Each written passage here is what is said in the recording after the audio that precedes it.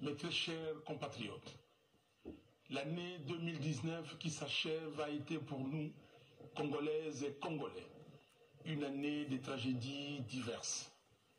Des massacres systématiques à Beni et dans d'autres parties de l'Est de la République. Des cas de décès dus à la maladie à virus Ebola, aux éboulements des terres, aux inondations, aux crashs d'avions, aux chavirements des navires, aux accidents des trains et des véhicules, sans compter certains de nos compatriotes qui ont rendu l'âme du fait de la pauvreté. Je voudrais prier avec vous pour que les âmes de nos très chers disparus reposent en paix. Aux malades, j'adresse mes souhaits de prompt rétablissement. Aux populations sinistrées, j'implore la miséricorde, le soutien et la justice de Dieu. À ceux qui sont incarcérés injustement, je leur exprime mon soutien et les rassure de ma détermination à combattre l'arbitraire. Au-delà de ce que l'année 2019 aura représenté pour chacun de nous, en termes d'épreuves, de peines ou de joie, de succès ou d'échecs, l'entrée dans une nouvelle année reste une faveur imméritée que Dieu, dans sa souveraineté, nous accorde. À lui soit la gloire éternellement. Très chers compatriotes, le 30 décembre reste une date historique pour nous Congolais. Elle représente la date à laquelle les Congolais ont exprimé leur soif de démocratie, leur volonté de changer les Congos, de lui donner des dirigeants légitimes, légaux et dignes de confiance. Plus grave qu'en 2006 et pire qu'en 2011, jamais le discrédit et le rejet d'un pouvoir en place n'a été si fort. Mais également, jamais le mépris de la vérité et la négation de la volonté populaire du Congolais n'a été aussi insolente. La fraude électorale n'est pas uniquement une grave atteinte à la civilisation démocratique. Elle relève d'un banditisme d'État qui, au-delà de détourner, de trahir et de manipuler l'expression de tout un peuple, véhicule dans la société les cultes de la fraude, du mensonge, du vol et du gangstérisme. Je mesure, chers compatriotes, votre déception et je partage votre peine et votre frustration devant ces hold-up électoraux choquants qui non seulement déshonorent notre pays, mais aussi l'exposent à toutes les malédictions. Comme des criminels cherchant à cacher les traces de leurs crimes, ils ont essayé d'inoculer dans notre société le poison du tribalisme et des conflits interethniques. Heureusement, ils se sont heurtés à la maturité du peuple congolais, qui sait pertinemment bien que la crise post-électorale dans notre pays est un conflit entre la morale et l'immoralité, entre le civisme et l'incivisme, entre le patriote et le fossoyeur de la République. C'est fini. Nul et personne ne peut plus prendre en otage une ethnie, une tribu ou un clan du Congo, comme une clientèle politicienne manipulable à souhait ou comme un bouclier pour asseoir une tricherie électorale. Comme je l'avais souligné dans mon message du 15 septembre dernier, à l'occasion de la Journée internationale de la démocratie, la vérité des urnes, c'est la vérité de nos consciences. C'est l'expression de notre souveraineté et de notre dignité. C'est un droit fondamental à l'autodétermination d'un peuple. C'est un principe et une valeur de la démocratie. Il s'agit essentiellement de résoudre la question de la crise de légitimité de nos institutions et de leurs animateurs, source de notre dérive. Raison pour laquelle j'ai en toute responsabilité mis sur la table la proposition de sortie des crises pour qu'avec les élections anticipées, précédées des réformes urgentes et nécessaires, l'on puisse donner au pays des institutions fortes, fruits de la volonté du peuple. Très chers compatriotes, l'unité du Congo, la cohésion nationale, la conscience d'appartenir à une même nation et le vouloir vivre ensemble ont été forgés dans l'âme du Congolais par nos dévanciers, dont nous sommes fiers d'être des héritiers politiques. À ce sujet, Patrice Emery Lumumba disait, je cite, « Pour le peuple, je n'ai ni père ni mère. Pour le pays, je ne suis d'aucune tribu, d'aucune province. Je ne suis pas un homme, je suis une idée. Je suis le Congo, car le Congo m'a fait, et à mon tour, je façonne le Congo. » Celui qui vient vous dire, allons détruire chez l'autre, parce qu'il n'est pas de notre tribu, de notre province, celui-là est l'ennemi de notre indépendance, de notre souveraineté. Fin de citation. Très chers compatriotes, je viens de séjourner à Béni, où j'ai passé la fête de la Nativité avec les compatriotes qui y habitent afin de leur témoigner de ma compassion, de mon affection et de ma solidarité. Ce peuple de Béni m'a élu à plus de 90% grâce au vote organisé de main de maître par les jeunes et ce, malgré les manigances du pouvoir qui a trouvé le prétexte hideux pour les exclure du choix de leur président. J'ai vu mes compatriotes meurtris, se sentant abandonnés et ne sachant à quel sein s'avouer, mais engagés à défendre l'intégrité du territoire national au péril de leur vie, avec le slogan « Pas de Congo sans Béni » que nous a légué le militant de la Lucha Mouindou Obadi, tué le 23 novembre dernier par la police. Paix à son âme. On tue à Béni, on égorge à Béni, au vu et au su de tout le monde, y compris des FRDC et de la MONUSCO. Depuis octobre 2014, plus de 3000 personnes ont été tuées à Béni et dans les environs par des forces négatives nationales et étrangères. Plus de 10% de la population a fui Béni. Désertés par leurs habitants, des quartiers entiers sont devenus des quartiers fantômes. Manifestement, on veut pousser le peuple Nandé Yira dans ses derniers retranchements, l'exterminer afin que des communautés étrangères s'accaparent de ses terres. Les Congolais de Béni sont convaincus, selon des témoignages que j'ai recueillis sur place, qu'il y a un plan bien ficelé d'occupation de Béni jusqu'au Haut-Touélé, en passant par l'Ituri, par des populations qui seront amenées des pays voisins. Ainsi, on a tenté d'occuper le sud de Lubero, mais cela n'a pas réussi grâce à la détermination farouche des Congolais. Il y a effectivement un travail en profondeur qui s'est fait pour saper l'unité de la RDC. On crée des petits groupes armés dans les différentes provinces afin de les fédérer à un moment donné. On monte les communautés les unes contre les autres pour créer des zones de tension partout. Au nom de toutes les victimes de ces guerres d'agression et d'occupation qui, depuis 1998, ne cessent de martyriser les Congolais et d'affaiblir le Congo, avec plus de 8 millions de tués, plus de 6 millions de déplacés internes et plus de 3 millions de réfugiés. Je demande à M.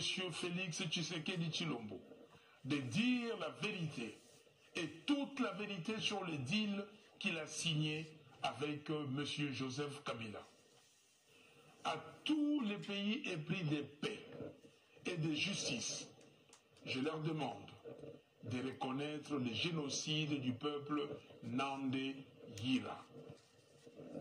Dans cet ordre d'idées, je préconise la tenue, sous l'égide des Nations Unies, d'une conférence internationale pour faire toute la lumière sur la situation de l'Est du Congo. Dans cet élan, je condamne la précipitation avec laquelle le découpage des 26 provinces a été opéré sans programmation aucune, dans le seul but inavoué de fragiliser les pays, de créer des conflits entre tribus et clans pour faciliter la balkanisation de notre patrie. Ainsi, je dénonce l'idée de la privatisation de la province de Tanganyika, dans le sens de l'ériger en principauté, qui serait un État dans un État, propriété exclusive d'une famille. Très chers compatriotes, peut-on parler de l'alternance, du changement, lorsque les animateurs de toutes les institutions de la République, du président au bourgmestre, sont nommés par un individu? Peut-on parler de l'alternance, du changement, lorsque l'on est contraint de sillonner le monde entier aux frais du trésor public pour exécuter la procuration donnée par M. Kabila, au point de défendre les auteurs de violations des droits humains sanctionnés par l'Union européenne et les États-Unis d'Amérique? Peut-on parler de l'alternance, du changement, lorsque ceux qui ont détourné 15 millions de dollars du trésor public vivent et travaillent paisiblement sans être inquiétés? Peut-on parler de l'alternance, du changement, lorsque les populations du Nord Kivu, du Sud Kivu, de Haut-Ouélé, de l'Ituri, du Nord Katanga et d'ailleurs sont chaque jour systématiquement massacrés comme par le passé? Peut-on parler de l'alternance, du changement, lorsque les tueries des Kamwina Sapu, qualifiées par certains comme un génocide, et à la base de plusieurs déplacés internes et externes, demeurent un mystère pour le peuple congolais? Peut-on parler de l'alternance, du changement, lorsque le massacre de Makobola, de Bundu Dia Congo, de Yumbi sont restés non élucidés et impunis alors que les populations réclament justice? Que dire alors du charnier des Maluku? Peut-on parler de l'alternance, du changement, lorsque la souffrance de notre peuple ne fait que s'empirer de jour en jour? Très chers compatriotes, le système mis en place par M. Kabila et ses maîtres n'est ni innocent ni inconscient. Il a notamment 4 objectifs. 1. Affamer les Congolais, y compris l'élite, pour priver les Congos de toute force et de tout moyen de résistance ou d'insurrection. 2. Piller l'argent du trésor public et livrer le sol, la forêt et les sous-sols du Congo aux convoitises des affairistes de tous bords, afin de priver la nation des ressources nécessaires à son redressement et à son développement. 3. Enfermer la jeunesse congolaise dans la débauche, l'alcool, la drogue, les antivaleurs, sans système d'éducation efficace pour la rendre totalement dépendante des autres. 4. Entretenir les désordres au sein du pouvoir coutumier et affaiblir les entités territoriales de la RDC pour pousser les Congolais à détester leur pays, à ne plus jamais croire qu'un quelconque meilleur avenir est possible et donc exposer les pays à la balkanisation économique d'abord et physique ensuite. Très chers compatriotes, notre pays n'est pas géré. Il est livré aux méchants, aux personnes assoiffées de pouvoir et d'argent, sans vision ni valeur. Le mensonge de la gratuité de l'enseignement est un crime contre l'avenir du Congo. Certes, conformément à la Constitution, nous voulons que nos enfants et petits-enfants aillent à l'école sans rien payer. Mais nous voulons aussi un enseignement de qualité, avec des enseignants motivés, en nombre suffisant et des infrastructures adéquates. Plus de 100 élèves dans des salles de classe insalubres, avec des enseignants démotivés, certains non mécanisés et non payés. C'est cela le résultat de la démagogie propagandiste, pendant qu'ailleurs, on cherche à former correctement les enfants pour qu'ils relèvent les défis de demain. Le mensonge du budget de l'État est un deuxième crime contre l'avenir du Congo.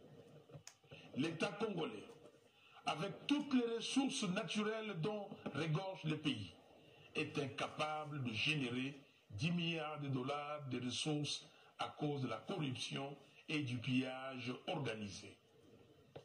Très chers compatriotes, nous avons tout ce qu'il faut pour être une économie productive, prospère, créatrice de richesses et d'emplois.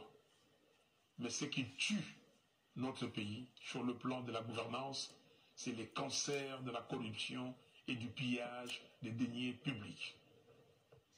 Ainsi, au nom du peuple, j'exige que toute la lumière soit faite sur toutes les affaires ténébreuses de corruption, notamment le projet Boukangalonzo, qui semble être la plus grande escroquerie d'État depuis la zaïanisation. L'affaire de 15 millions de dollars de décompte sur la créance des sociétés pétrolières, sur le trésor public, que d'aucuns ont qualifié de rétro-commission. La sombre affaire de 200 millions de dollars, issue d'un prêt contracté auprès d'un individu sous sanction américaine. La gestion de 6 milliards de dollars du fameux contrat chinois.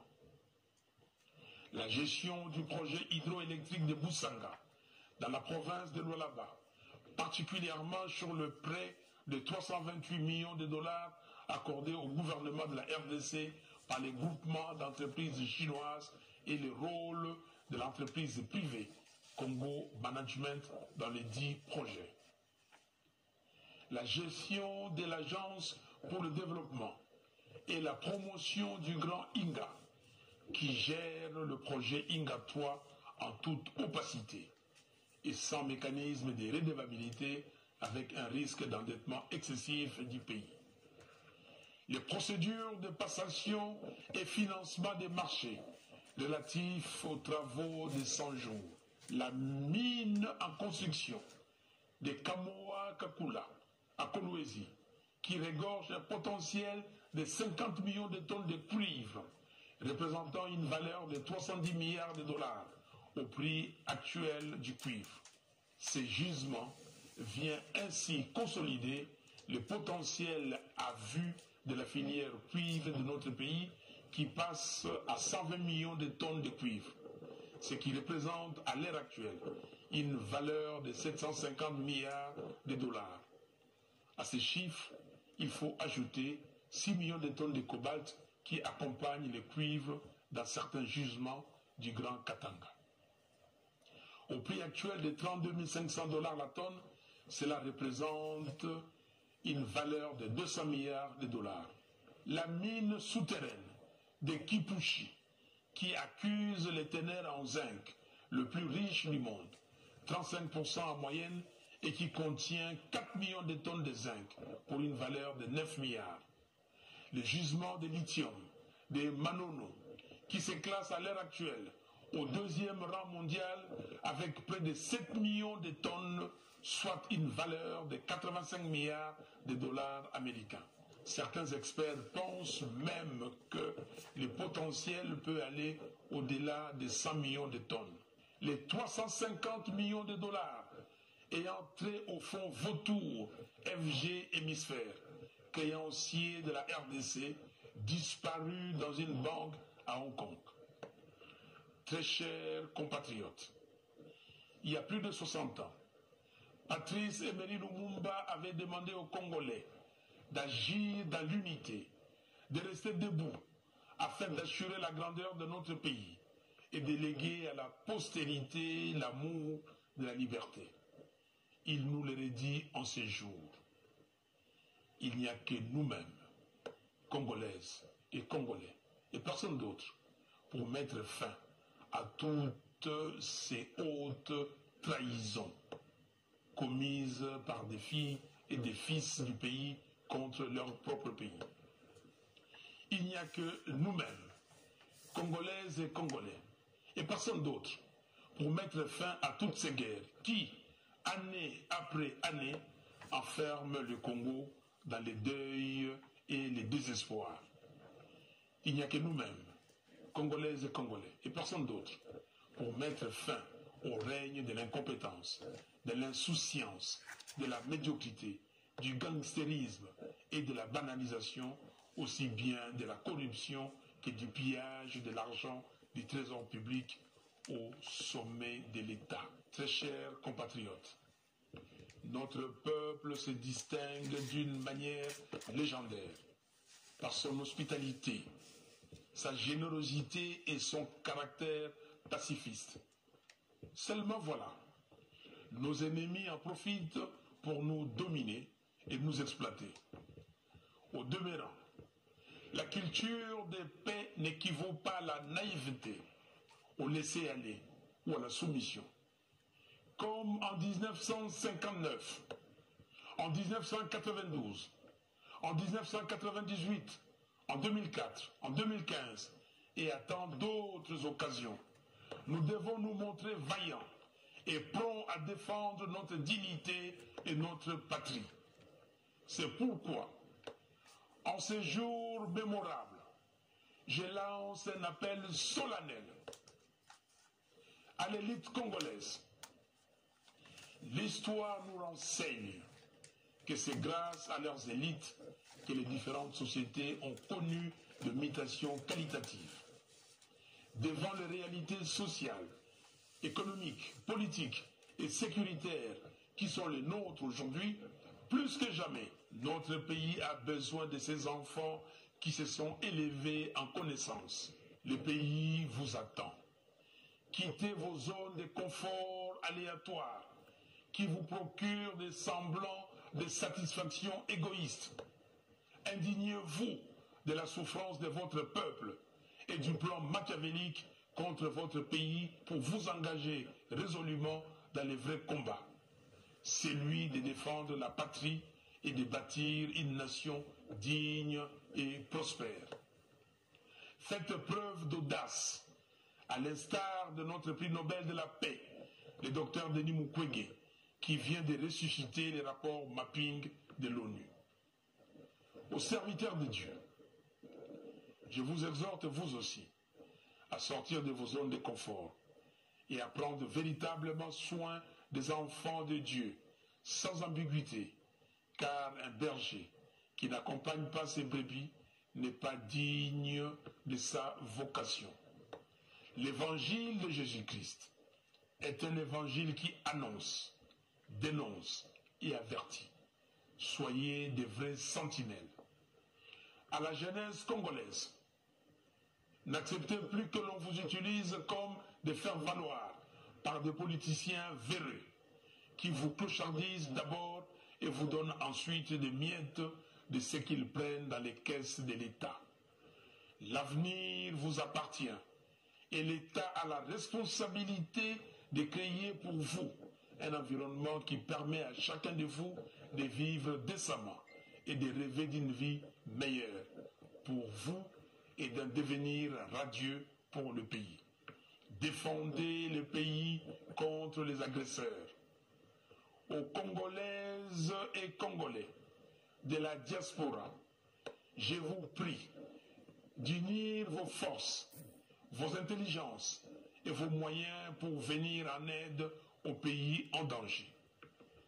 À tous les Congolaises et Congolais, départissons-nous des distractions et de la légèreté dans la façon dont nous appréhendons les questions du pays. Refusons d'être instrumentalisés. L'année 2020 marquera le 60e anniversaire de l'avènement de notre pays comme nation indépendante et souveraine. La question que nous devons nous poser essentiellement est celle de savoir ce que nous avons fait de l'héritage des pères fondateurs qui avaient vaillamment répondu à l'appel de la patrie pour conduire notre nation à réaliser sa première aspiration, à savoir l'accession à la souveraineté internationale.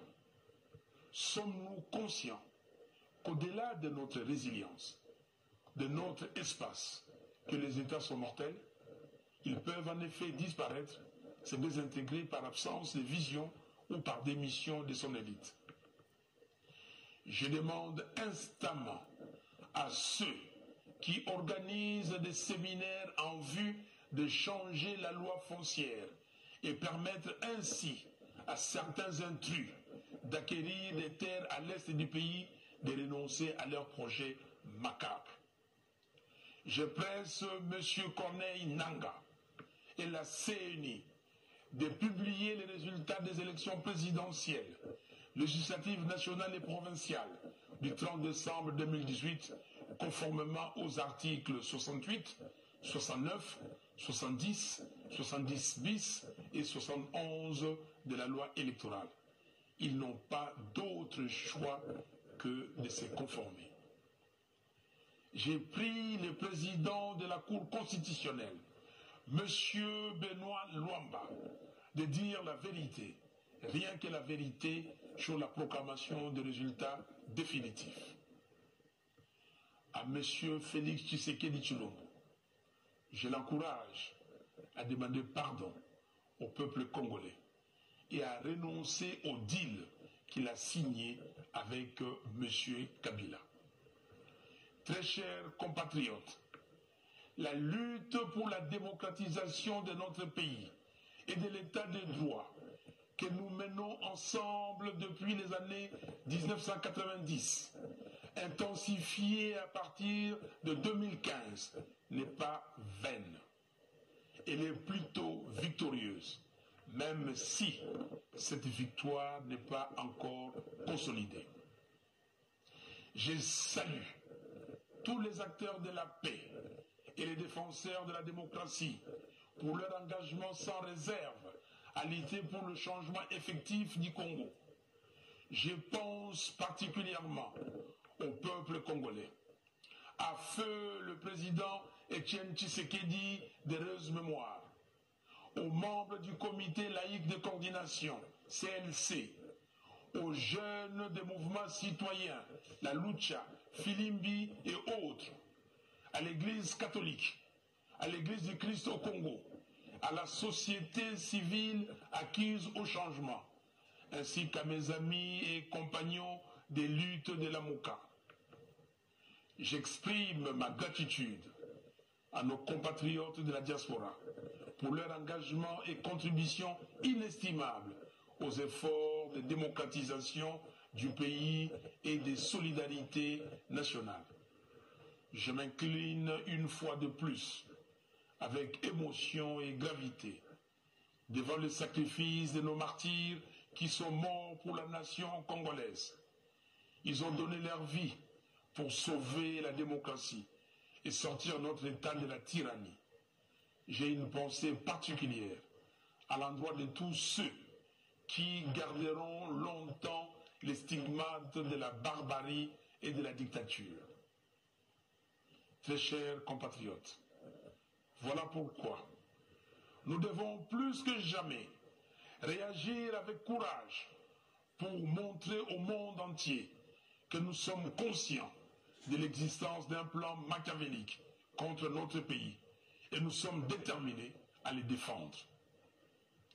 Ainsi, le 17 janvier 2020, jour du martyre de notre héros national, je vous invite à une marche de deuil et d'indignation sur toute l'étendue du pays et dans la diaspora. Deuil pour pleurer nos frères et sœurs tués à Beni et ailleurs. indignation pour exprimer notre désapprobation au plan des balkanisations de notre pays. Ce jour-là, soyons tous de Lumumba.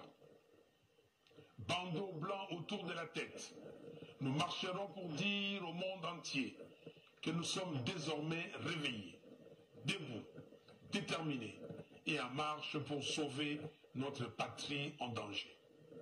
Ceux qui ne pourront pas marcher, qu'ils portent seulement le bandeau blanc du deuil et d'indignation partout où ils se trouveront.